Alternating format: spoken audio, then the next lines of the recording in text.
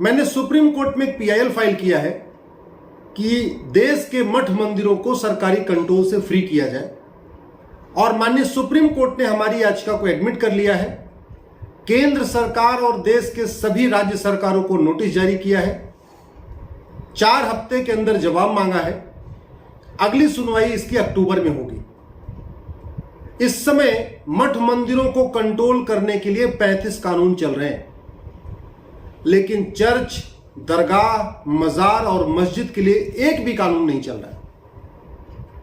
भारत के 4 लाख मठ मंदिर सरकार के कंट्रोल में हैं, लेकिन एक भी चर्च सरकार के कंट्रोल में नहीं, एक भी दरगाह सरकार के कंट्रोल में नहीं, एक भी मस्जिद सरकार के कंट्रोल में नहीं, एक भी मजार सरकार के कंट्रोल में नहीं। सरकार मठ मंदिरों से 1 लाख करोड़ रुपए लेती है, लेकिन चर्च, दरगाह, मजार और मस्जिद से 1 रुपए भी नहीं लेती है।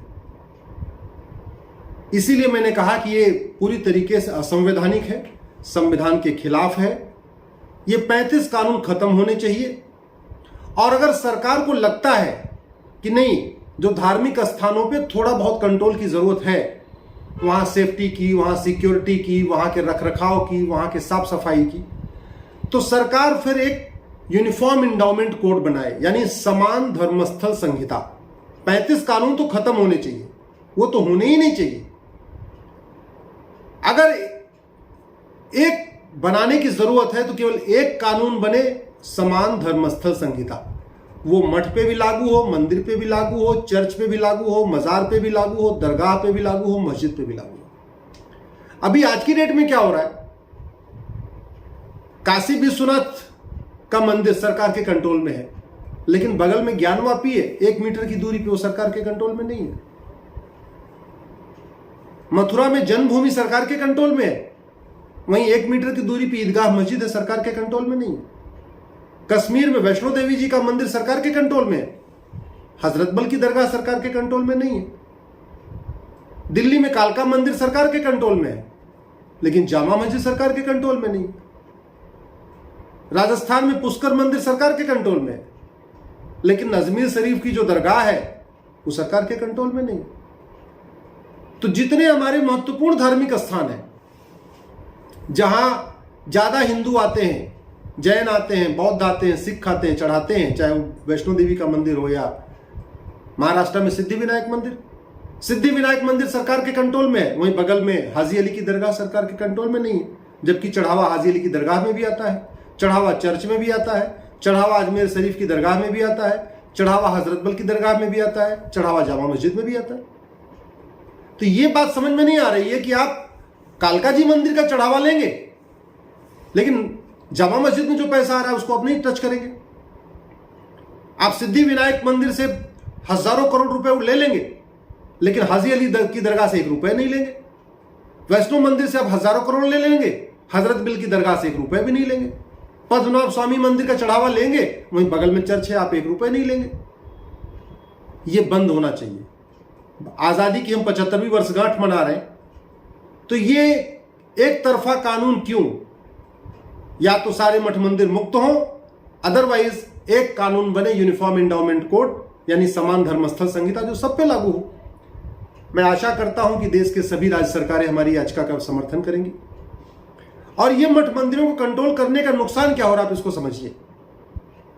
ये जो 4 लाख मठ मंदिर सरकार के कंट्रोल में है, एक्चुअल में यहीं पे चढ़ावा आता है।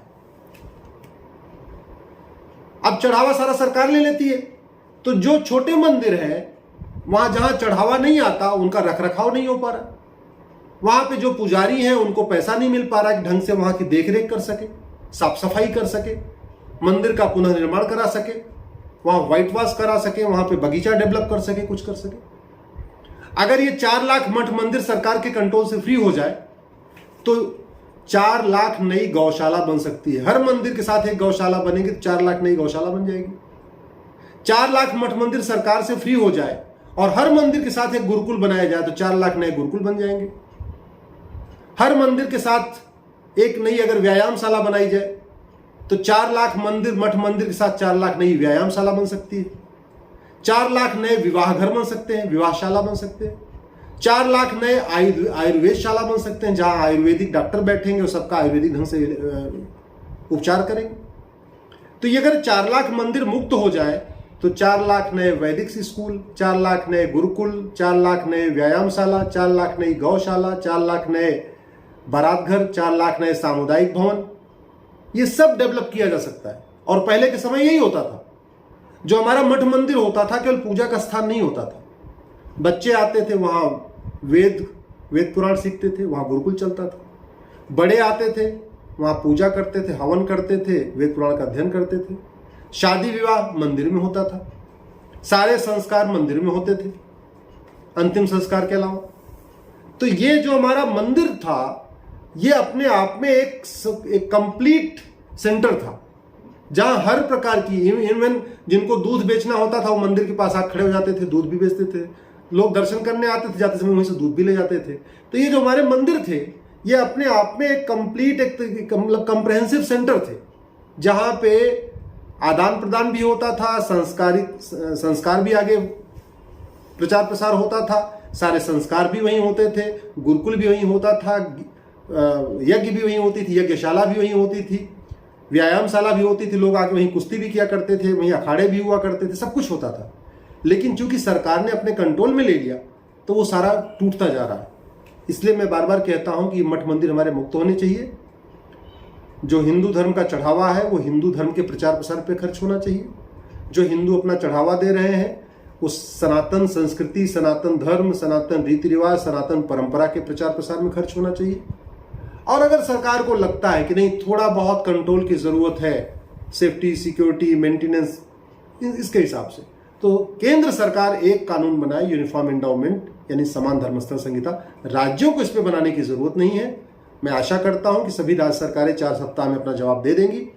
6 सप्ताह बाद इसकी फिर सुनवाई होगी अक्टूबर में, और मुझे पूरा भरोसा है कि ये 35 कानून खत्म होंगे और देश में सभी मठ मंदिर सरकारी कंट्रोल से मुक्त हो जाएंगे। जय हिंद, जय भारत।